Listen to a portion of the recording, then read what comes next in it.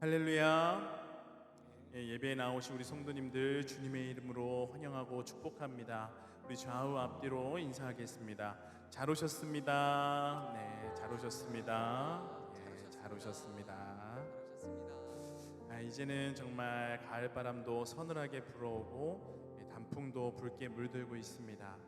이 성령의 바람이 우리 인생에 불어와 저와 여러분의 삶 또한 하나님의 사랑으로 아름답게 물들기 원합니다.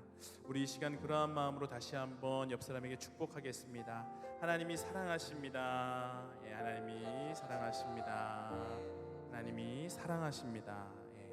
하나님께서 저와 여러분의 삶을 사랑으로 인도해 주시는 줄 믿습니다.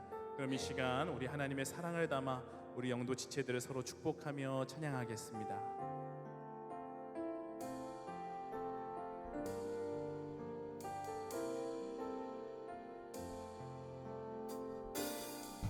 주의 말씀 앞에서 당신은 참된 예배자, 그토록 찾으시던 하나님의 기쁨,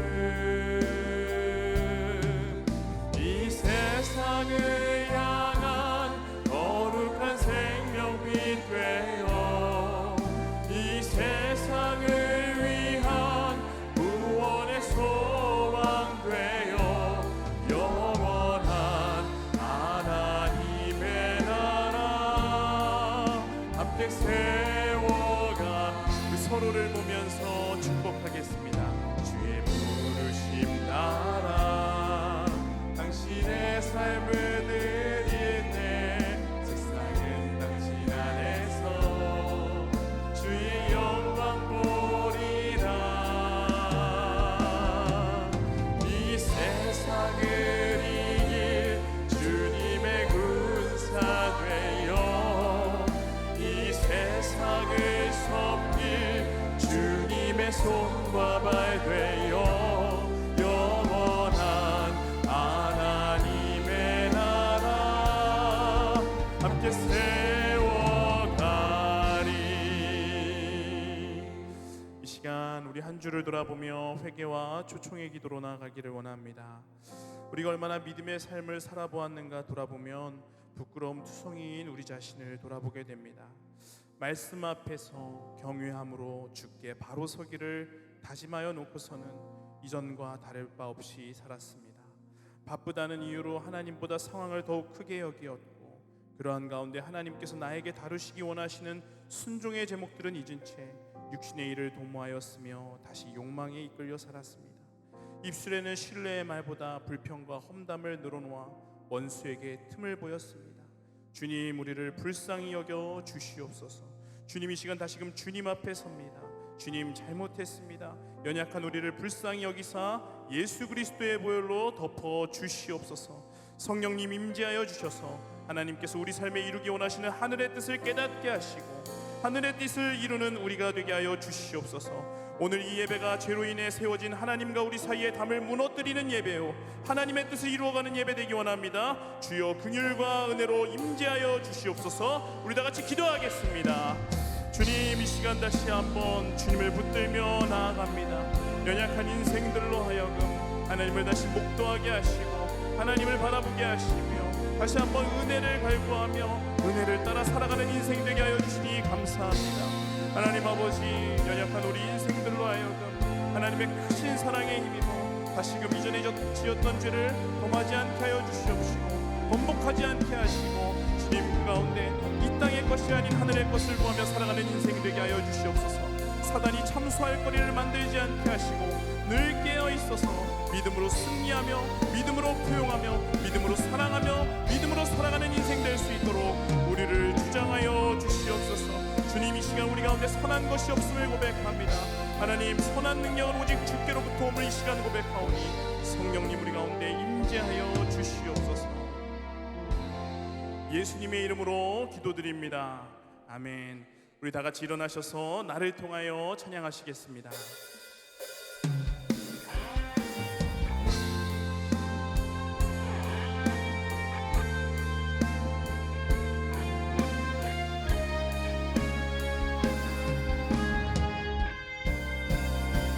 찬양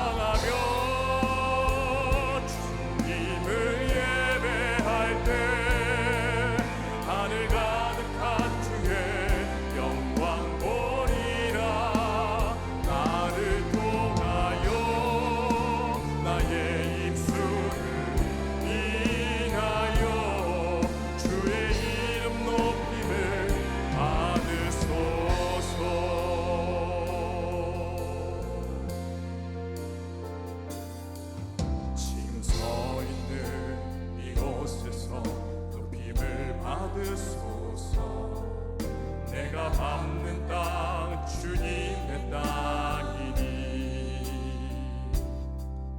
하늘이 주의 이름 높이 올리며 넓은 바다가 주를 노래해 모든 만물 주를 경배해 모든 입술 주를 찬양해 천지를 만드신 만물의 통치자 높임을 받으소서 내 평생에 주의 이름 높이며 어느 곳에서든지 주님을 예배하리라 내가 밟는 모든 땅 아버지의 영광이 손모를 향하리 찬양하며 주님을 예배할 때 하늘 가득한 주의 영광 보리라 나를 통하여 나의 입술을 인하여 주의 이름 높임을 받으소서 찬양하며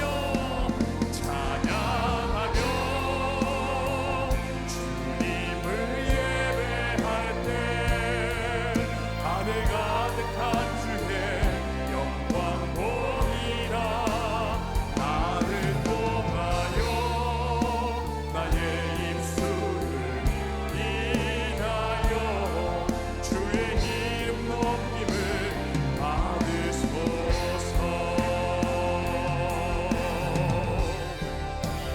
이곳에 오셔서 이곳에 앉으소서 이곳에서 드리는 예배를 받으소서 주님의 이름만이 오직 주의 이름만 이곳에 있음 이곳에 오셔서 이곳에 앉으소서 이곳에서 드리는 예배를 받으소서 주님의 이름만이 오직 주의 이름만 이곳에 있습니다. 아멘. 이 시간 우리를 낮추시고 세우시는 그 주님을 기쁨으로 찬양하겠습니다.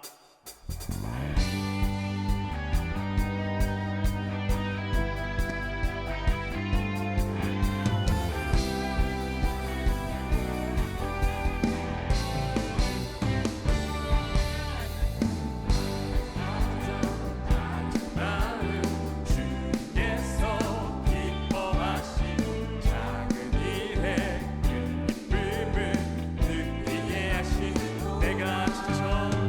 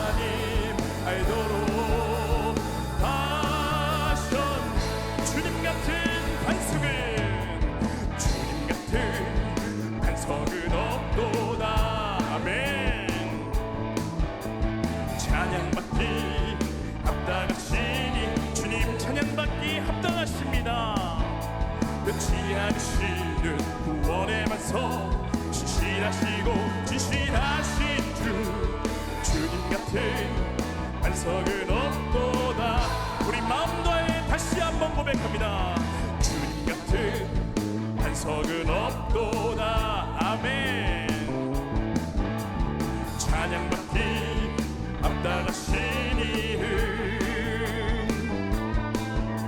변치 않으시는 구원의 반석, 진실하시고 진실하신 주님 같은 반석은 없도다. 만세 만세 반석, 예수 내 반석, 만세 반석, 예수 내 만세 만세 반석, 예수 주님 같은 반석은 없도. 처음부터 우리 다시 한번 고백합니다. 주님 같은 반석, 그렇습니다. 주님 같은 반석은 우리 인생에 없습니다. 찬양받기 합당하신 이름, 변치 않으시는 구원의 반석, 진실하시고 진실하신 주님 같은 반석은 만세 반석, 만세 반석, 예수 내 반석, 만세 반석, 예수 내 반석, 만세 반석, 예수 내 반석. 주님 같은 반석은 없. 다시 한번 고백합니다. 만세 만세 반석, 예수 내 반석, 만세 반석, 예수 내 반석, 만세 반석, 예수 주님 같은 반석은 없다. 그렇습니다.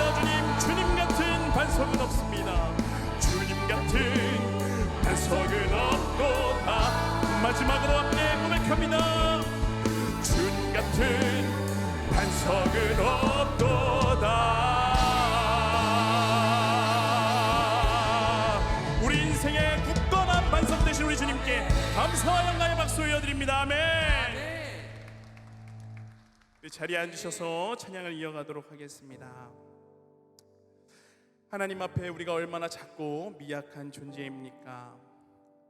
이 가을이 되면서 단풍이 들고 잎사귀가 시들어 떨어지는 것을 보며 우리의 인생에도 끝이 있음을 기억하게 됩니다. 이 천년을 하루같이 여기시는 하나님 앞에 우리 존재가 너무나도 작고 미약하다고 여겨졌습니다. 그런 점과 같은 인생들에게 나타나셔서 우리의 이름을 부르시고 우리를 귀하다 여기시는 그 주님을 이 시간 기억하며 우리가 함께 감사의 찬양을 부르기 원합니다.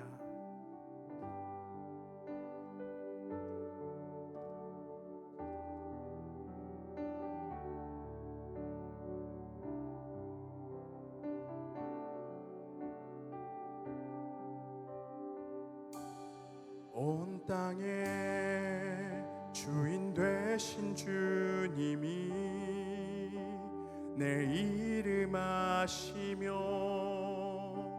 상한 맘 돌보네. 어둠을 밝히시는 새벽별 방황하는 내 맘 주의 길 비추시네. 나로 인함이 아닌 주가 행하신 일로 나의 행함이 아닌 오직 주로 인하여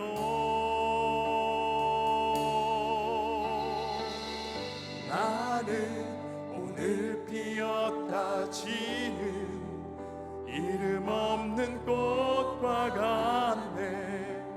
바다의 안개와 같지만 주는 나를 붙드시고 부르짖음 들으시며 날 귀하다 하시네.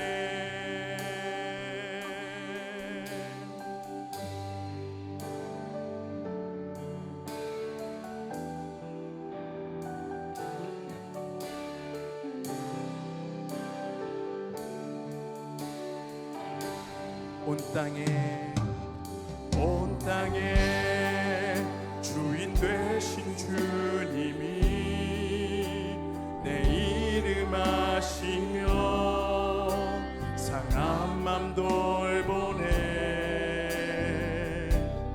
어둠을 밝히시는 새벽별 방황하는 내 맘 주의 길 비추시네.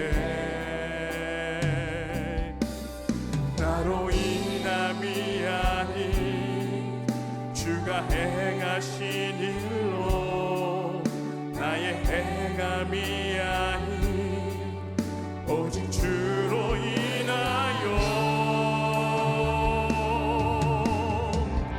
나는 오늘 피었다 지는 이름 없는 꽃과 같네. 바다에 있는 파도 안개와 같지만 주는 나를 붙드시고 부르짖음 들으시며 날 귀하다 하시네. 나는 오늘 피었다 치는 이름 없는 꽃과 같네. 바다에 있는 파도 안개와 같지만 주는 나를 붙드시고 부르짖음 들으시며 날 귀하다 하시. 나 오직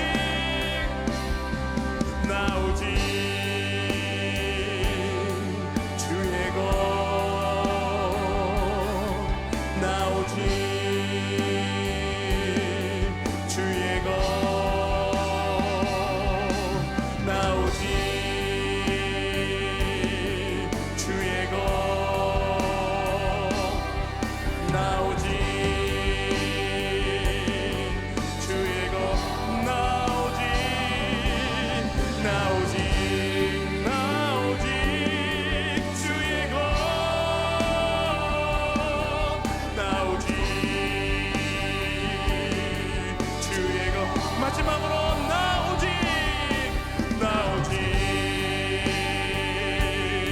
주의 것, 나 오직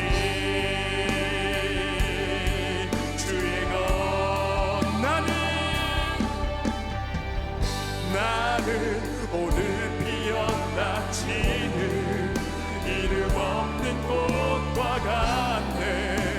바다에 있는 파도 안개와 같지만 주는 나를 붙드시고 부르짖음 들으시며 날 귀하다 하신. 꽃들도 구름도 바람도 넓은 바다도 찬양하라 찬양하라 예수를. 하늘을 울리며 노래해 나의 영혼아. 은혜의 주 은혜의 주 은혜의 주.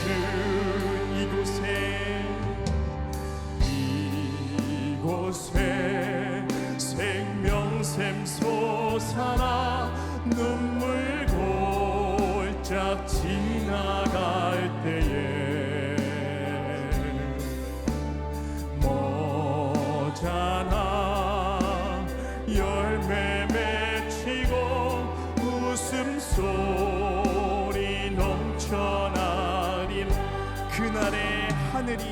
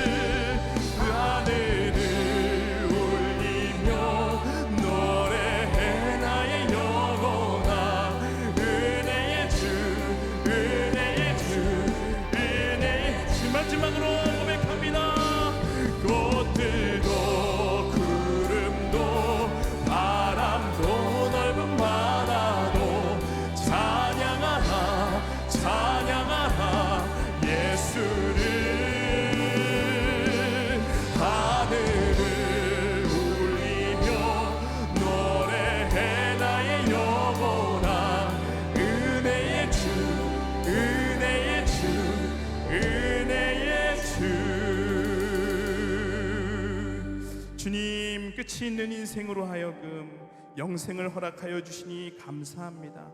주님, 주님께서 더물어 주신 인생, 주님 우리의 인생 찬양으로 채우기 원합니다. 주님, 우리의 삶을 통하여 영광받아 주시옵소서. 주님, 주신 생명에 감사하며 주님을 찬양합니다. 다시 한번 주님 경배드립니다. 주님 홀로 영광받아 주시옵소서. 이 시간 찬양받기에 합당하신 우리 주님께 감사의 기도로 나아갑니다. 다같이 기도하겠습니다. 하나님 아버지, 이 시간 주님 하나님께 감사와 영광을 돌립니다. 하나님, 연약한 인생들로 하여금 이 땅의 메인 인생, 사라질 인생으로 여기지 아니하시고 영원한 인생을 허락하여 주시어서 하나님과 접붙어 있는 인생, 하나님께 영광을 올려드리는 인생으로 우리를 인도하여 주시니 감사합니다. 하나님, 우리 삶에 더욱더 주님을 영광스럽게 영광되게 올려드리는, 주님 높여드리는 우리 인생 되기를 원합니다. 주님,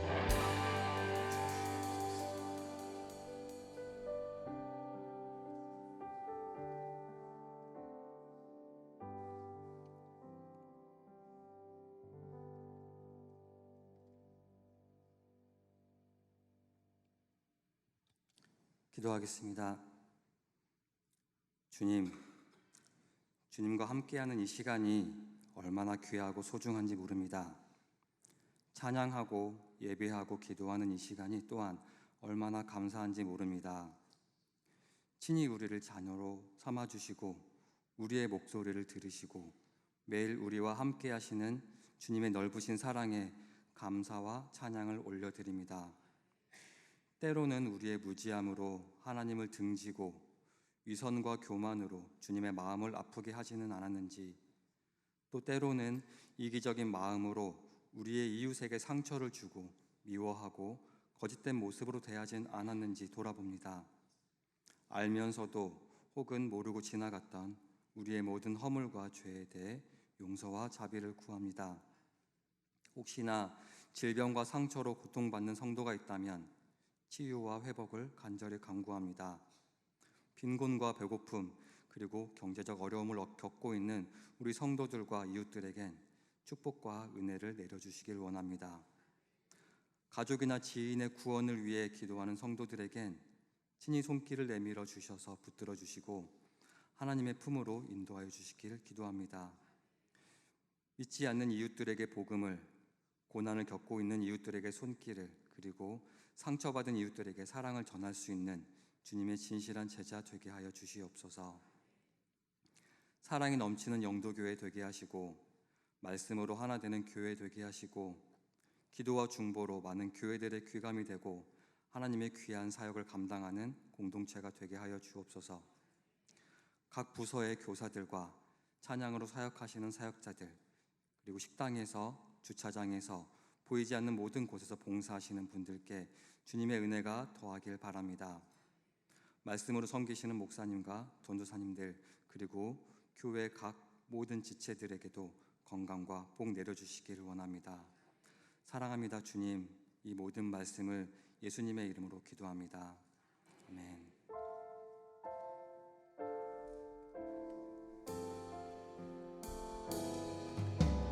하늘에 계신 우리 아버지, 아버지의 이름을 거룩하게 하시며 아버지의 나라가 오게 하시며 아버지의 뜻이 하늘에서와 같이 땅에서도 이루어지게 하소서.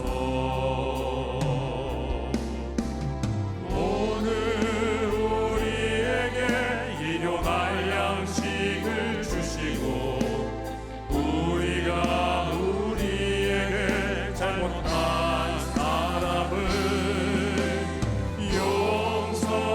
용서하여 준 것 같이 우리 죄를 용서하여 주시고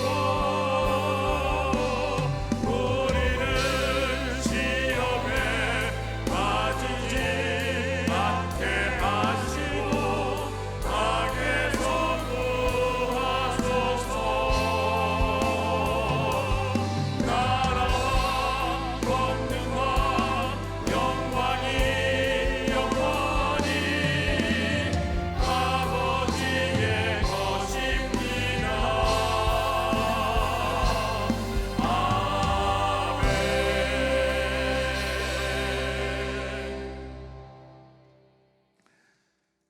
교회 실천을 전해드립니다. 우리 예배하는 공동체, 우리 주일 예배에 나오신 모든 분들을 축복하고 환영합니다.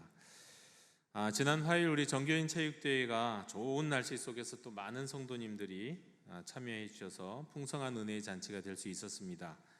준비하고 진행해 주신 분들, 또 뭐 경품과 또 후원, 여러 가지로 후원해 주신 분들, 협력해 주신 분들께 참 감사드립니다. 세례 입교 예식을 11월 12일에 하게 됩니다. 우리 7살 이상 우리 세례 받지 않으신 우리 성도님들 세례와 입교 신청하실 수 있겠습니다. 우리 더 나은 부모 일기 교육 안내 영상 이 시간 잠시 시청하시도록 하겠습니다. 출산율이 줄어들면서 교회 학교 교세 감소는 이제 어쩔 수 없는 현실로 받아들이는 상황입니다. 단지 교회 학교와 다음 세대 위기뿐만 아니라 한국교회 존립 문제로까지 우려하고 있습니다.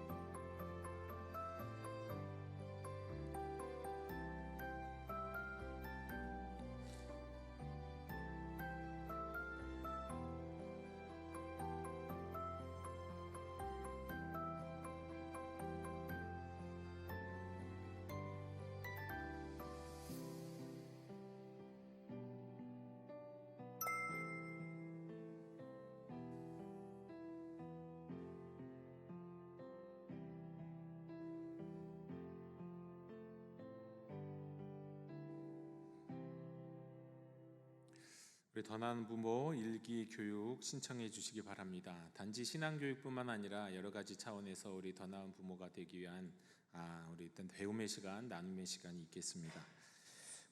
우리 어린 아이들 때문에 참가 못하시는 부모님들을 위해서 우리 키즈 케어도 함께 운영이 됩니다. 10월 27일 우리 10월의 마지막 금요일에는 우리가 지역 주민과 함께하는 가을 음악회를 엽니다. 우리 한국 대학 합창단이 와서 공연을 하겠는데 우리 이웃들과 가족들과 또 손에 손잡고 음악회를 즐길 수 있는 그런 시간이 되셨으면 좋겠습니다. 명절 가정 예배 이벤트로 사진을 신청하신 분들은 우리 사진과 액자를 찾아가시면 되겠습니다. 하나님의 위로를 빕니다. 우리 김세집 집사님의 부친 김하순 집사님의 시부께서 지난주 별세하셨습니다. 장례식에 참여하신 모든 분들께 감사드리고 유족들을 위해서 기도해 주셨으면 좋겠습니다. 그 밖에 모임 및 안내는 우리 주보와 광고를 참고하시면 되겠습니다. 이제 오늘 우리에게 주시는 하나님의 말씀을 봉독하겠습니다. 하나님의 말씀은 열왕기상 13장 20절로 26절의 말씀입니다. 하나님의 말씀을 경청하십시오.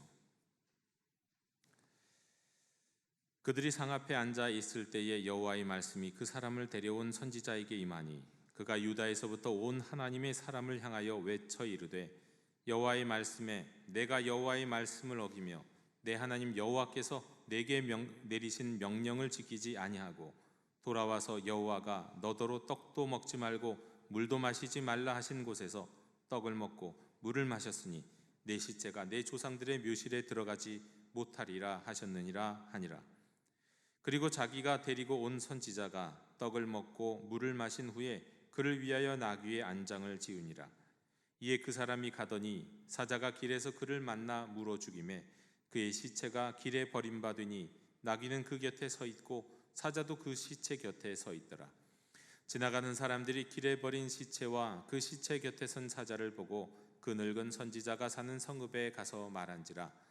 그 사람을 길에서 데리고 돌아간 선지자가 듣고 말하되 이는 여호와의 말씀을 어긴 하나님의 사람이로다. 여호와께서 그에게 하신 말씀과 같이 여호와께서 그를 사자에게 넘기심에 사자가 그를 찢어 죽였도다 하고. 아멘. 우리 좌우에 계신 분들과 함께 평화 인사를 나누시겠습니다. 주님의 평화를 빕니다.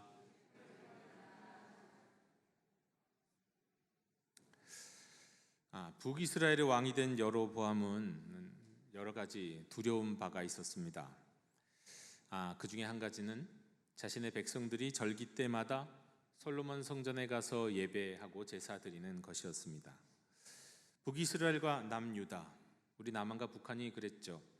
체제 우위 경쟁을 했던 것처럼 북이스라엘과 남유다도 나름대로 각자 정통성을 따지면서 체제 우위 경쟁을 할 수밖에 없는 상황에서 특별히 솔로몬 성전에서 모든 절기를 지키고 예배를 드린다는 것은 굉장히 북이스라엘 입장에서 보면, 특별히 여로보암 입장에서 보면 매우 불리하고 불안한 내용이었습니다. 솔로몬 성전에 갈 때마다 아름다움에 매혹될 것도 두려웠고, 그리고 예배하는 곳이 유다 예루살렘이라고 한다면 그곳에 정통성이 있다고 생각하는 북이스라엘 백성들은 또 여러 가지 체제 우위의 문제, 경쟁의 문제에서 뒤처지게 될 것이기 때문에 그랬습니다. 그래서 이제 남유다의 솔로몬 성전에 대항하기 위해서 북이스라엘만의 제사장과 제사 장소와 그리고 제사장을 세웁니다. 하지만 이거는 성전을 자신의 탐욕을 위해서 이용한 경우에 해당되는 겁니다. 성전은 하나님을 모시는 곳이고 하늘에 계신 하나님의 이 보좌의 발등상, 그 발등상에 해당되는 이 법궤, 그 법궤가 있는 언약궤를 모시는 그곳이 성전이 되어야 하는데, 그런 것 없이 그저 자신들이 여기서 예배하면 하나님이 받으신다? 이건 제대로 된 성전이 아니었습니다. 또 하나님이 하나님의 영광의 임재를 통하여 여기는 내 성전이다, 내가 여기 거한다라고 승인을 하고 인정을 해주셔야 그것이 성전이 될 것인데, 북이스라엘에서 이 여로보암이 세운 곳들은 그런 것이 아니었습니다. 일단 오늘의 본 말씀에 보면 베델에, 바로 그 북이스라엘의 이 제사를 드리는 장소가 베델로 선정이 됐습니다. 베델은 야곱이 천국으로 향하는 사다리, 하늘 사닥다리를 본 것이죠. 그리고 북이스라엘의 이 대표 지파인 에브라임 기업에 속한 그런 땅에 있는 곳이었습니다. 사사기에서 보면 베냐민 지파를 이제 치려할 때 많은 이스라엘 백성들이 이 베델에 올라가서 여호와 하나님의 뜻을 묻기도 했던 곳이 베델이고, 언약궤를 잠시 보관했던 곳이 베델이기도 합니다. 그리고 이제 이 베델은 남유다와 굉장히 가까운 곳에 있었습니다. 여로보암은 황금송아지를 두 개를 만들어서 하나는 그 북쪽 끝 단에다가, 그리고 하나는 남쪽 끝이라고 할 수 있는 이 베델에다가 갖다 놓고 거기에서 여호와 하나님께 제사를 드릴 수 있도록, 그리고 그 제사를 드리고자 하면 제사장들이 필요한데 레위인도 아닌 제사장들을 세워놓고는 그런 일들을 벌였습니다. 심지어는 제사장도 아닌 여로보암도 베델의 제단에서 분향을 하기도 했습니다. 자, 오늘 말씀은 그런 배경을 갖고 있는데요. 이 왕인 여로보암이 베델의 제단에서 분향을 할 때 일어난 사건입니다. 남유다에서 하나님의 사람, 말하자면 예언자가 하나님의 말씀을 받아서 북쪽에 있는 이 베델에 이르러서 거기에서 지금 이 분향을 하고 있는 여로보암 왕 앞에서 지금 예언 행위, 하나님의 말씀을 선포하는 행위를 합니다. 그 예언의 내용은 이런 겁니다. 장차 요시아라는 유다 왕이 나타날 거고, 이 베델의 제단에서 이 제단을 섬기는 제사장을 제물로 바치는 일이 일어날 것이다. 그리고 이 예언이 확실한 것을 하나님께서 보여주시기 위해서 이 제단이 무너지고 재가 쏟아지는 일이 일어날 것이다. 이런 예언을 합니다. 담대하죠. 왕 앞에서, 아무리 예언자라고 하더라도 왕 앞에서 말이죠. 그러자 여로보암은 손으로 그를 딱 지적하면서 저를 잡아라. 그리고 이제 그를 혼내주려고 했겠죠. 그런데 저를 잡아라 하고 지적하는 그 손이 접혀지지가 않는 거예요. 되려 그 손이 마비가 되고, 그리고 그 가운데 제단은 갈라지고 재는 쏟아지고, 이 하나님의 사람이 예언한 예언의 내용이 옳다는 것을 보여주셨어요. 그러자 이 여로보암은 오히려 이제 그 예언자에게 도움을 청합니다. 기도해 달라고요. 그랬더니 그 팔은 회복되고, 그리고 거꾸로 이제는 여로보암이 그 하나님의 사람을 환대하고 대접하려고 합니다. 그러나 하나님의 사람은 거절합니다. 거절할 때 이렇게 이야기합니다. 9절의 말씀인데요. 여호와의 말씀이 내게 명령하여 이르시기를 떡도 먹을지 말며 물도 마시지 말고 왔던 길로 되돌아가지 말라 하셨음이니이다. 그렇게 얘기하고는 단호하게 거절합니다. 그리고는 자기가 올랐던 길이 아니라 다른 길로 되돌아갑니다. 자, 이런 일이 벌어졌을 때 또 한 선지자가 등장합니다. 이름하여 베델 선지자. 그는 이 소식을 아들에게 들었습니다. 이 여로보암이 제사를 지낼 때 이런 일이 있었다는 얘기를 아들에게 듣고는 수소문해서 그 나귀를 타고 그 하나님의 사람, 남유다에서 올라왔던 그 하나님의 사람을 찾습니다. 그리고 만납니다. 마침 하나님의 사람이 어디 있었냐면은 상수리 나무에 앉아 있었어요. 이 상수리 나무는 아마도 만남의 장소고 쉼의 장소였던 것 같은데, 그런데 사실 여기에 앉아 있으면 안 되는 사람이 여기 앉아 있습니다. 왜? 단번에 베델에서 유다까지는 단번에 갈 수 있을 만한 거리거든요. 중간에 머뭇하지 말고 당장 내려가야 되는데 이 사람은 지금 여기 앉아 있었어요. 그래서 그 사람을 찾을 수 있었고 만날 수 있었습니다. 자, 그때 이 베델 선지자가 이 하나님의 사람에게 이렇게 말을 합니다. 18절에 나도 그대와 같은 선지자라. 천사가 여호와의 말씀으로 내게 이르기를 그를 내 집으로 데리고 돌아가서 그에게 떡을 먹이고 물을 마시게 하라 하였다 라고 말하면서 그를 속입니다. 성경에는 그를 속였다고 말씀합니다. 애초부터 이 말의 내용 자체가 의심스러워요. 왜냐하면 여호와께서 말씀하셨다가 아니라 천사가 여호와의 말씀으로 내게 이르렀다. 예언자들은 이렇게 말하지 않거든요. 예언자들은 그냥 하나님이 여호와께서 내게 말씀하셨다 말하는데 거기다 지금 천사를 집어넣어요. 확실하지 않고 또 뭔가가 이렇게 거짓말을 하는, 뭔가를 꾸며대는 듯한 말들이 그 안에 지금 포함되어 있습니다. 신뢰가 되지 않죠. 자, 이 베델 선지자는 하나님의 사람을 만나고 초대하려고 거짓말로 끌어들이는 거예요. 초대해서 뭐 하려고 그런 걸까요? 이것이 어떤 악의적인 내용을 갖고 속이려고 했던 것 같지는 않습니다. 그러니까 그를 끄집어 들여서 그를 망하게 하려고 그런 건 아닌 것 같아요. 어쩌면 이는 거짓 예언자잖아요. 거짓 예언자. 말하자면 하나님의 말씀을 받은 적이 없는 사람이에요. 그런데 하나님의 말씀을 받은 것처럼 가짜 예언을 하고 다니는 사람이에요. 그런데 진짜 예언자가 여로보암 왕 앞에서 예언을 하고 그리고 권능으로 여로보암하고 무릎 꿇리는 역사를 들은 거예요. 야, 진짜 예언자가 왔으니까 나 진짜 예언자 좀 만나고 싶다. 어떻게 하면 하나님의 말씀을 받을 수 있고 들을 수 있는지, 뭐 이런 마음에서 그를 초대했던 것도 같습니다. 그런데 그를 초대하는 방법이 거짓말이었어요. 거짓말하는 사람이니까 계속해서 거짓말을 하죠. 끌어들입니다. 결국 이 이야기에, 이 거짓 예언자에게, 베델 선지자의 이 말에 하나님의 사람은 하나님의 명령을 잊고 이 거짓에 속아서 그의 집에 가서 대접을 받아요. 이 하나님의 사람 마음속에 상수리 나무에 앉아 있었던 것도 그렇고 그의 말에 쉽게 넘어간 것도 보면 어쩌면 이 하나님의 사람도 쉬고 싶었던 마음이 가득했는지 모릅니다. 피곤해서 좀 쉬고 싶다. 그리고 내가 너무너무 단호하게 돌아왔는데 내가 여로보암을 좀 만나고 대접을 받았으면 좋았으려니 뭐 이런 추억을 하고 있었는지도 모르겠어요. 여간 그 말에 넘어갔어요. 그런데 그 말에 넘어가서 베델 선지자의 집에 들어가서 식사를 하는 자리에서 엉뚱하게도 이번에는 진짜 하나님의 말씀이 베델 선지자에게 임합니다. 가짜 예언자에게요. 지금까지 하나님 말씀 받은 적도 없으면서 받은 척했던 그 거짓 예언자에게 하나님의 말씀이 임해요. 어떻게 이런 일이 있는지요. 그리고 그 하나님의 사람에게 이 거짓 예언자 베델 선지자를 통해서 하나님이 이렇게 말씀하세요. 내가 여호와의 말씀을 어기며 21절 22절 내가 여호와의 말씀을 어기며 내 하나님 여호와께서 내게 내리신 명령을 지키지 않고 먹지도 마시지도 말라 한 곳에서 먹고 마셨으니 내 시체는 조상의 묘실에도 들어가지 못하리라. 조상의 시체도 들어가지 못하리라. 묘실에도. 여러분, 이 시대에는 천국, 지옥 이런 개념이 있던 시대가 아니에요.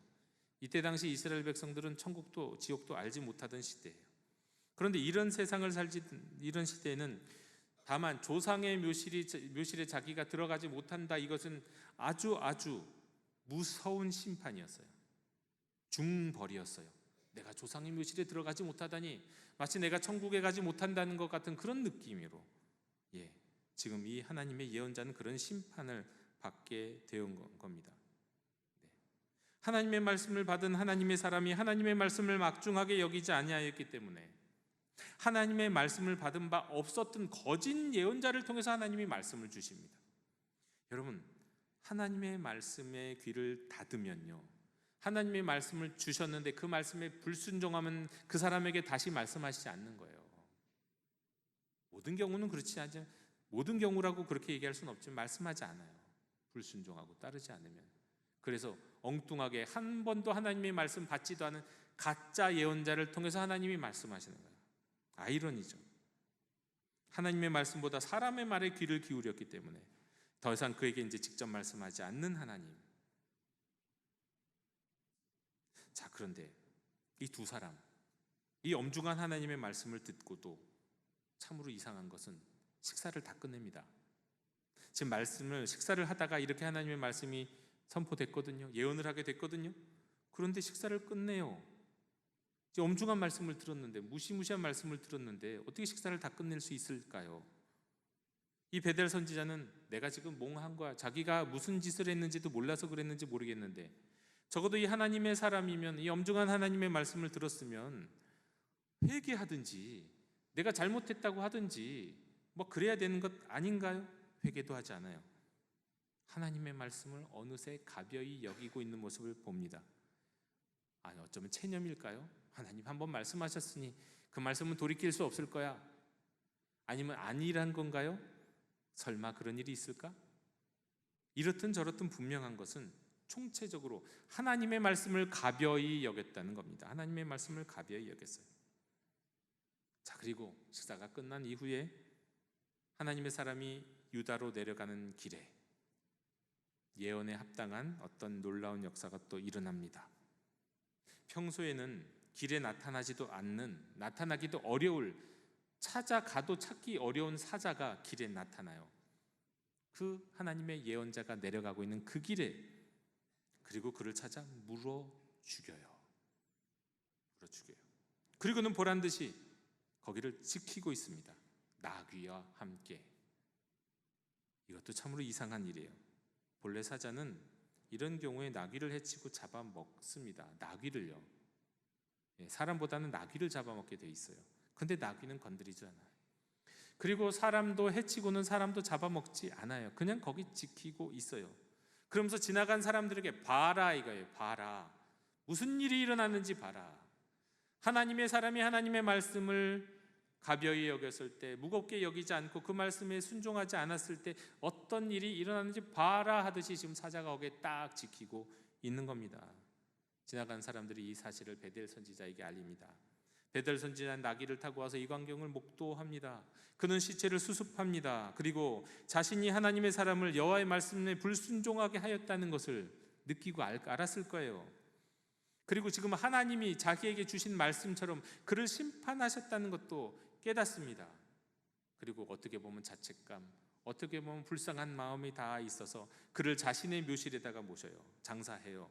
그리고는 형제애를 느끼면서 자기도 후에 그 같은 묘지에 묻어달라고 유언을 남깁니다. 여러분, 전 이 상황을 보면서 참 그런 생각이 듭니다. 여러분, 이 하나님의 예언자가 유다에서부터 북이스라엘의 이 베델까지 왔어요. 여로보암 왕이 제사하는 그곳까지 왔습니다. 얼마나 담대한가요? 왕 앞에 선다는 게 보통 일인가요? 그리고 그를 꾸짖었다가 어떤 일이 벌어지고 목숨 걸고 내놓고 하는 거 아닌가요? 여로보암 앞에서 호기롭게 예언했던 하나님의 사람이었습니다. 그리고 왕의 제안도 박차고 그 자리를 떠났잖아요. 하나님의 말씀에 순종해서 여기 있으면 안 돼, 먹지도 마시지도 말라고 해서 떠났잖아요. 그런데 단번에 내려갈 만한 그 길을 단번에 내려가지 않고 지금 멈추어 서 있어요. 그랬다가 이 거짓 선지자 베델 선지자 만나고 그의 유혹에 빠져갖고 하나님의 명령을 지키지 말씀을 지키지 못하게 되는 역사가 나타나고 심판을 받게 됩니다. 전 이 말씀을 묵상하는데 시편 1편 1절 2절의 말씀이 떠올랐습니다. 무엇입니까? 복 있는 사람은 악인의 길을 따르지 아니하고 죄인의 길에 서지 아니하고 오만한 자의 자리에 앉지 아니하고 그리고 오직 그 여호와의 율법을 즐거워하여 그 율법을 주야로 묵상하는 자다. 복 있는 사람은요, 하나님의 말씀을 중히 여기고 그 말씀을 무겁게 여기고 그 말씀을 주야로 묵상하는 자여야 되고요. 그렇게 하기 이전에 무슨 일이 있어야 되냐면 악인의 길을 따르면 안 됐어요. 그런데 무엇했습니까? 이 하나님의 사람은요, 거짓 예언자인 베델 선지자의 꾀 악인의 길을 따르게 되었어요. 두 번째, 근데 그에 앞서서 무슨 일이 먼저 일어나면 죄인의 길에 서지 말라고 그랬잖아요. 여러분, 북이스라엘의 베델로 가는 그 길은 죄인의 길이에요. 베델은 하나님을 이렇게 제사할 수 없는 곳이에요. 일종의 하나님을 우상으로 만든 자리예요. 그 오고 가는 길에 서서면 안 됐어요. 죄인의 길에 서 있으면 안 돼요. 당장 내려오라고 그랬잖아요. 그런데 그 죄인의 길에 섰어요. 또요, 그 악인의 꾀에 빠져서 이 베델 선지자의 집에 들어가서 오만한 자의 자리에 앉아버렸어요. 앉아서 함께 식사를 해버렸잖아요. 와, 시편 1편의 말씀이 어찌 그대로 이렇게 이루어지는지 말이죠. 그러면서 하나님의 말씀은 가벼이 여겼어요. 주야로 묵상하면서 무겁게 중요하게 막중하게 여겨야 할 그 말씀을 버리듯이 말이죠. 그리하여 이 하나님의 사람이 심판을 받았습니다. 여러분, 이 하나님의 사람은 오늘날은 누구에 해당될까요? 여러분, 왜 하나님의 사람 그저 옛날에 있었던 수천 년 전에 있었던 한 에피소드에 불과한 것일까요? 그럴 리가 없죠. 이런 이야기를 왜 성경을 통해 오늘 우리에게 하실까요? 여러분, 하나님의 사람은 일단은 이스라엘 백성을 얘기하는 거예요. 온 이스라엘 백성, 남유다의 백성들을 얘기하는 거예요. 그들은 하나님의 말씀을 받았잖아요. 온 이스라엘 백성들은 시내 산에서 하나님의 말씀을 받은 사람들이에요. 사실은 그 모든 백성들이 예언자 민족이에요. 주의 말씀을 받았기 때문에요. 예언이란 말씀을 받는다는 뜻이에요. 하나님의 말씀을 받는다. 예언하다는 주께서 주신 말씀을 받아서 전하는 게 예언이에요. 뭐 미래 얘기를 한다는 그런 뜻이 아니에요. 말씀을 받아 전하면 예언이면 이스라엘 백성들은 다 하나님의 말씀을 받은 자 아닙니까? 그들은 예언자예요. 하나님의 사람이에요. 근데 그들이 어떻게 했습니까? 주의 말씀을 무겁게 여겼나요? 중요하게 생각했나요? 막중하게 여겼나요? 가벼이 여겼잖아요. 말씀 지키지 않았어요. 따르지 않았어요. 그리하여 그 하나님의 사람이 사자에게 물려 죽는 심판, 그리고 사람들에게 볼거리가 되는, 구경거리가 되는, 이방 민족의 구경거리가 되는 역사가 나타난 것이 바로 이 하나님의 사람, 이 사람 한 사람의 인생 가운데 보여주신 하나의 예언적 현상이에요. 하나님 보여주신 그 한 사람을 통해서. 그러나 여러분, 오늘날 하나님의 사람은 누굽니까? 여러분, 참된 하나님의 말씀은 어디 있습니까? 바로 예수 그리스도가 참된 하나님의 말씀이잖아요. 말씀이 육신이 되신 분이시잖아요. 우리는 그 말씀이 육신이 되신 예수 그리스도를 영접하고 믿는 사람들이에요. 그렇다면 오늘날 교회는, 오늘날 그리스도인들은 하나님의 사람이에요. 말씀을 받은 사람이에요. 교회는 예언하는 것이고요, 그리스도인들도 예언하는 사람들이에요. 왜? 하나님의 말씀, 주신 말씀을 받은 사람들이니까.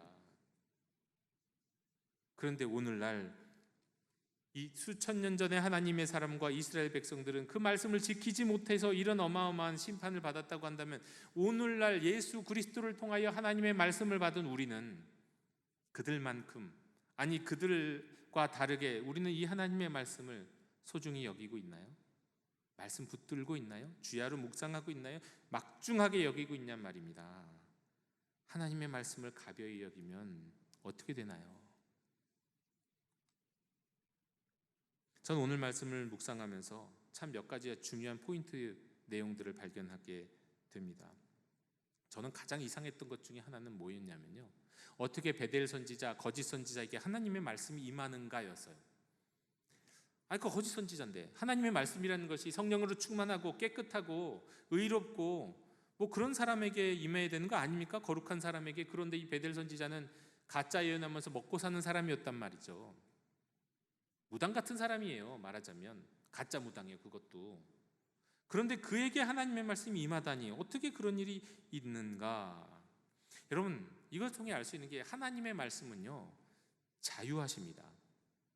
하나님의 말씀은요, 누구를 택해할 수 있는 능력이 있는 말씀이에요. 악한 사람도 택해서 그를 통해서 하나님의 말씀의 역사는 일어날 수 있고요, 선한 사람을 통해서도 할 수 있어요. 사람이 중요하지 않아요. 그 말씀이 중요한 거예요, 사실은. 그 말씀이. 물론 그 말씀에 순종하지 않으면 그 말씀이 그쳐지고 오히려 그것이 심판거리가 되지만, 하나님은 이런 사람도 저런 사람에게도 역사하실 수 있는 하나님의 말씀이에요. 저는 예전에 청년회 때 이제 교회에서 부흥회를 하면, 솔직히 저는 삐딱한 사람이었기 때문에 교회에서 부흥회하면 별로 이렇게 부흥회 때문에 은혜를 많이 받지 못했던 적이 있었어요. 왜냐하면 부흥회 하시는 목사님이 이상해요. 옛날에도 그러고 지금도 부흥회하는 목사님 이렇게 반말을 하시는지 몰라요. 목사님 자꾸 반말을 하시는데 청년이 제가 기분이 안 좋더라고요. 왜 목사님은 우리를 언제 봤다고 반말하시지? 여기에 이 목사님보다 나이도 더 많으신 분들이 많은데 왜 반말을 하지? 겸손하게 존댓말하면서 설교하시면 안 되나? 뭐 그런 거로부터 뭐 이런저런 것들 이제 다 하면서 은혜가 안 되는 것들을 봤는데, 왜 하나님이 저런 분을 통해서 저분을 통해서 저렇게 말씀을 주실까? 전 이상하다. 나 저분을 보고는 못 믿을 것 같아. 뭐 이런 생각들을 했단 말이죠. 근데 여러분, 하나님의 말씀은 자유합니다. 하나님은 이런 사람 저런 사람을 통해서도 말씀하시는 분이세요. 예, 우리가 존경하지 못할 것 같은 사람을 통해서도 말씀하세요. 오히려 하나님과 전혀 상관없을 것 같은 사람을 통해서도 말씀하실 수 있는 하나님이세요. 물론 그가 그 하나님의 말씀에 불순종하면 또 그 말씀에 대한 대가는 그가 감당해야 되겠지만 말이죠. 하나님의 말씀은 능력의 말씀이고요, 자유한 말씀이었어요. 또 이 말씀을 묵상하면서 딱 떠오르는 것이 있었습니다. 예전에 봤던 영화 히말라야. 황정민 씨가 주인공 엄원길 씨를 대신해서 나왔던 실제 있었던 일을 바탕으로 했던 영화죠. 이 황정민 씨가 자기와 가까이 있던 친구 같은, 아주 그냥 정말 형제와 같은 사람이 이 황정민 씨가 엄원길 씨를 대신하는데 자기는 다쳐갖고 에베레스트 등산을 못하는데, 자기는 친한 사람들이 거기 갔다가 조난당하고는 죽었어요. 그런데 그 조난당하고 죽었는데 그의 시체가 그냥 길가에 있다는 것을 알게 됐어요. 에베레스트는 그런 곳입니다. 지금부터 적어도 지난 한 100여 년 동안 에베레스트 오르다가 공식적으로 죽은 사람이 1000명이래요. 그리고 그 중에 200명은 지금도 그 오르내리는 그 길에 시체로 그냥 존재한대요. 왜냐하면 너무 높은 곳이고 힘들어서 가져올 수도 없고요, 무거워서 끌고 올 수도 없대요. 그렇게 힘들어요. 근데 지나가면서 그냥 그걸 본대요. 미라화된 그 사람들의 모습을 보면서 그 에베레스트 산을 올라간다는 거예요. 그런데 많은 경우 올라갔다가 그런 일이 벌어지기도 하지만, 많은 경우는 내려오다가 그런 일이 벌어지죠. 그래서 등산보다 위험한 게 하산이라고 그러잖아요. 실제로 등산할 때는 우리 무릎의 체중이 2배, 내 체중이 2배에서 3배 정도가 하중이 실립니다. 그러나 하산할 때는 5배에서 7배의 체중이 내 무릎에 실려요. 그러니까 몸이 갖고 있는 부담도 굉장히 크지만, 등산할 때는 무엇만 바라봅니까? 정상만 바라보잖아요. 그리고 저거 올라가야 된다, 집중하면서 올라가죠. 하산할 때는요, 벌써 집중력이 흐트러져요. 이것저것 막 생각이 나요. 그리고 눈에 보이는 것도 너무 많아요. 그런 가운데 내려오다가 큰일을 생기는 길들이 너무 많다는 거예요. 근데 우리 인생의 길도 그런 경우들이 정말 많은 거예요. 올라갈 때는 힘있게, 하나님의 말씀과 함께 힘있게, 권능과 함께 힘있게, 능력있게 역사하면서 막 열매도 있으면서 막 올라가요. 그런데 돌아오는 길에 실수하고 실패하고 유혹의 길에 넘어지는 경우, 그런 경우가 얼마나 많은지 모릅니다. 목사님들도 그런 경우가 많고요, 많은 성도님들의 인생 가운데서도 그런 걸 보게 됩니다. 등산보다 하산이 위험하다. 그때 정말 조심해야 된다. 그때야말로 하나님의 말씀 더욱더 붙들어야 될 때다. 의식적으로 말이죠. 그리고 오늘 말씀 보면 이래요. 먼저 된 자가 나중되고 나중된 자가 먼저 된다는 말씀도 여기에 해당되는구나. 여러분, 하나님의 말씀이 처음에 누구에게 임합니까? 남유다에서 여로보암에게 떵떵거렸던 그 하나님의 사람에게 하나님의 말씀이 임했잖아요. 근데 그가 불순종한 다음에 누구에게 임하나요? 가짜 예언자에게 임해요. 베델 선지자, 하나님의 말씀을 받아본 적도 없는 사람에게, 그에게 하나님의 말씀이 어느 날 임해요. 그리고는 그는 무엇이냐? 하나님의 역사, 하나님의 말씀의 증인이 되는 거예요. 와, 이런 일이 일어나네.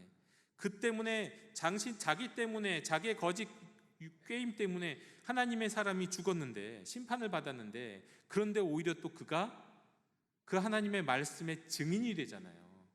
하나님의 말씀이 이루어지는 것의 증인 말이에요. 심판의 증인 말. 놀라운, 이것도 우리가 이해할 수 없는 일이에요. 먼저 된 자가 나중되고 나중된 자가 또 먼저 되는 역사가 일어나는 겁니다. 여러분, 그런데 이 모든 것의 배후에 가장 중요한 한 가지는 바로 여기 있는 겁니다. 고린도후서 5장 10절에 보면은요, 이는 우리가 다 반드시 그리스도의 심판대 앞에 나타나게 되어 각각 선악간에 그 모든 행하는 것을 따라 받으려 함이라. 언젠가도 말씀드렸지만 우리 마지막 때에, 역사의 마지막 때에, 종말의 때에는 두 가지 심판대가 있다고 말씀드렸어요. 두 가지 종류의 심판. 하나는 백보자 심판으로 알려진 흰 보좌 심판이에요. 그 심판 앞에서는 모두 세상의 모든 사람들이 심판을 받아요. 그러나 그리스도의 심판대라고 하는 심판이 있어요. 그 심판은 하나님의 사람들만 받는 심판이에요. 그리스도인들만 받는 심판이에요. 하나님의 말씀을 받은 사람들만이 받는 심판이에요. 그런데 여러분, 흰 보좌 심판 앞에서 받는 심판의 기준은 명확하겠죠. 예수님을 믿느냐 믿지 않느냐, 그 믿음이 가장 중요한 기준이 될 거예요. 그런데 그리스도의 심판대 앞에서 받게 되는 그 심판의 기준은 무엇일까요? 하나님의 말씀을 얼마나 막중히 여기느냐예요. 하나님의 말씀을 얼마나 무겁게 여기며 살았느냐가 그 기준이 되는 겁니다. 여러분, 오늘날 이 시대에 저는 가장 여러 가지 교회가 갖고 있는 어려움과 문제들이 있죠. 다음 세대에게, 우리 다음 세대, 특별히 요즘 보면 초등학교 가도 교회 다니는 애들도 없고요, 대학교 가도 교회 다니는 아이들도 없어요. 젊은 세대의 교회 다니는 아이들을 찾아보기가 어려워요. 저희 어렸을 때하고 분명히 달라. 이것도 문제죠. 그리고 가정에서 신앙교육이 제대로 이루어지지 않는 것도 문제죠. 교회에도 보면 교회에서 일어나는 여러 가지 소문들과 나쁜 이야기들 많지만 다 문제 맞아요. 하지만 그 모든 것을 통틀어서 가장 심각한 문제가 되는 것은, 오늘날 교회와 우리 그리스도인들이 가장 각성해야 되고 가장 중요하게 생각하는 것은 무엇이냐면, 오늘날은 예전과 다르게 하나님의 말씀이 더욱 너무 가벼이 여겨진다는 거예요. 예전에 하나님의 말씀을 무겁게 받아들였습니다. 이 말씀은 무거운 말씀이다. 이 말씀은 꼭 지켜야 하는 말씀이다. 그런데 오늘날은 이 말씀이 가벼워요. 너무너무 쉽게 말씀을 내 소견에 따라서 합리화시켜요. 하나님의 말씀을 앞세우는 게 아니라 내가 세상에서 배운 것을 앞세워요. 세상의 지식을 앞세워요. 교회에서도 그렇고 가정에서도 그렇고 세상에서 그리스도인으로 살아갈 때도 마찬가지예요. 아니, 하나님의 말씀을 앞세워야 되는데 말이죠. 성경에 따르면 분을 품지 말라고 그랬잖아요. 근데 왜 자꾸 분을 품으면서 그것을 합리화합니까? 저 사람이 잘못해서 내가 분을 품고 있는 거야. 성경에 따라 용서하라고 말씀하셨잖아요. 70번씩 7번씩 용서하라고. 왜 용서를 안 하냐고요. 부모를 공경하라고 하셨잖아요. 왜 부모를 공경 안 하냐고요. 내 이웃의 것을 탐내지 말라고 하셨잖아요. 거짓 증거하지 말라고 하셨잖아요. 왜 그 모든 하나님의 말씀을 가벼이 여기고 나의 삶에 유리하고 이익되는 것만 그렇게 소중히 여기냐고요. 적어도 우리 믿음의 선배들은 주 하나님의 말씀을 무겁게 받아들였습니다. 이 말씀에 생명을 걸었어요. 오늘날 교회의 가장 문제는요, 교회 세습? 이건 문제도 아닙니다, 여러분. 그건 가벼운 거예요. 아무것도 아니에요, 그런 거는. 교회가 정의롭지 못해요, 민주적이지 못해요, 이것도 문제도 아니에요, 여러분. 그런 거 따지지도 마. 그게 아니에요. 기본적으로 하나님의 자녀들이요, 하나님의 사람이요, 하나님의 말씀을 받은 우리가 그 하나님의 말씀을 너무 가볍게 여긴다는 거예요. 여기에서 모든 문제가 생기는 겁니다. 하나님의 사람이 하나님의 말씀을 가볍게 여기고 그 말씀을 잊고 꾀임에 빠졌을 때 그가 심판받았던 모습은 그 사람 한 사람의 인생에서 일어나는 것이 아니라 그 인생을 통하여 오늘날 하나님의 사람들인 우리 교회와 그리스도인들에게 주시는 각성의 메시지, 깨달으라고 하는 메시지, 경고의 메시지인 겁니다. 내가 너에게 말씀을 주었다. 그런데 그 말씀을 받았다면 그 말씀을 어떻게 해야 되느냐? 그 말씀을 따라갈래? 그 말씀을 지킬래? 아니면 세상에서 수많은 유혹과 게임에 넘어갈래? 이 시간 우리 기도하고 찬양하고 우리 예배하는 우리 모든 우리 영도교회 성도 여러분, 하나님의 말씀을 붙들고 하나님의 말씀을 무겁게 여기고 하나님의 말씀을 막중히 여기는 저와 여러분이 되셨으면 좋겠습니다.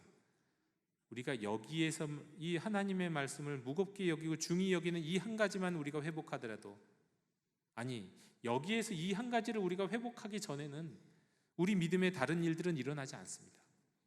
기도요? 기도의 은혜요? 하나님의 말씀을 무겁게 여기는 자는, 진실로 여기는 자는 기도의 은혜가 나타날 줄 믿습니다. 역사가 당연히 나타나는 거예요. 근데 주의 말씀을 가벼이 여기기에 기도의 은혜도 없습니다. 기도에도 아무런 능력도 나타나지 않아요. 왜 하나님, 왜 내가 그리스도인으로서 살아가는데 세상 가운데 담대하고 당당하게 살아가지 못하고 왜 이렇게 주눅들며 살아갑니까? 여러분, 하나님의 말씀을 당당하게 붙드세요. 하나님의 사람이 여로보암 왕 앞에서도 선포했었던 그 담대함으로 주의 말씀을 붙들고 주의 말씀을 의지하시는 여러분 되시기를 원합니다. 그때 여러분의 은혜와 여러분의 힘과 능력이 아니라 이 하나님 말씀의 은혜와 능력으로 어려운 일들은 돌파하게 하실 것이고 형통하게 하실 것이고 또 악한 일들은 뚫고 또 세상을 의롭게 하고 정의롭게 만들어 주실 줄로 믿습니다. 우리 모두 다 여러분 그리스도의 심판대 앞에 서게 될 날이 올 거예요.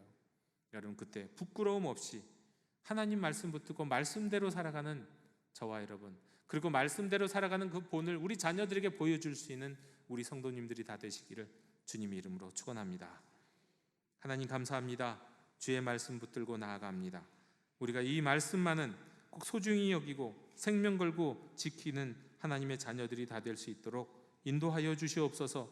우리가 말씀을 너무 가벼이 여겼기에 우리 자녀들이 믿음에서 벗어납니다. 주의 말씀을 생명처럼 여기고 순종하였을 때에 하나님께서 그 말씀대로 살게 하시고 권능 가운데 능력 가운데 응답 가운데 살게 하실 줄로 믿습니다. 주여, 우리 영독의 모든 성도들이 하나님의 말씀을 무겁게 여기고 중요하게 생각하고 소중히 여기고 생명처럼 믿고 따르며 지키는 하나님의 신실한 자녀들 되게 하여 주옵소서. 예수님의 이름으로 기도하옵나이다. 아멘. 이 시간 감사의 찬양 부르며 봉헌하시겠습니다.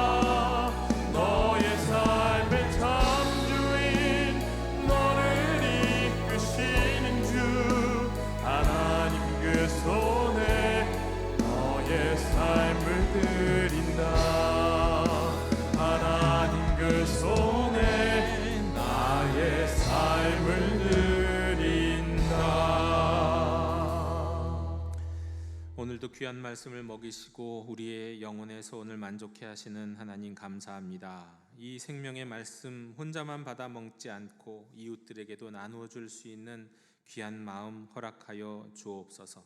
한 주간의 삶을 통해 하나님의 말씀을 붙들고 말씀을 막중히 여기며 그 말씀으로 승리하는 저희들 될 수 있도록 도와 주옵소서.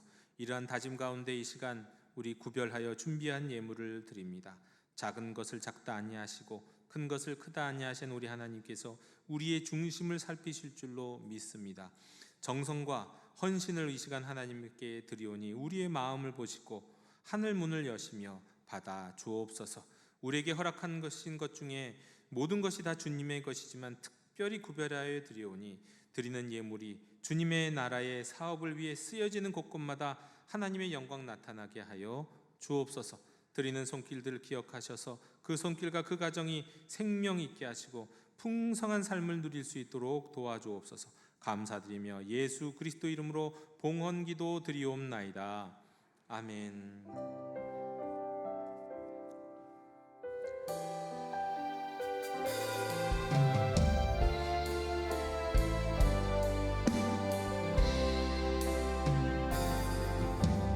말씀 앞에서 경외함으로 주께 홀로 섭니다. 생명의 말씀 읽고 순종해 주를 예배합니다. 기록된 말씀 힘이 있어서 진리로 우리 거룩게 하며 거룩한 말씀 세세 영원히 복음이 되어 말씀하시네. 하나님 말씀에 두려워 떠는 자, 그 말씀에 생명을 거는 자, 한 사람 찾으시는 주님의 약속을 믿어 하나님 말씀에 운명을 거는 자, 순종하며 주 따라가는 자, 영원한 하나님 나라 이뤄갈 주의 교회여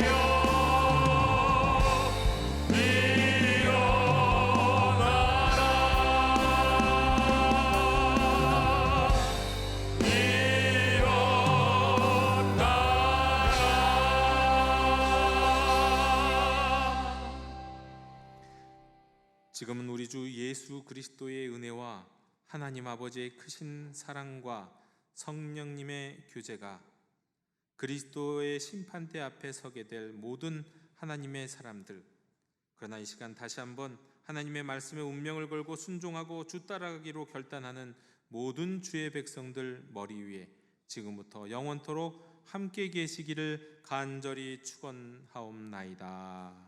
아멘.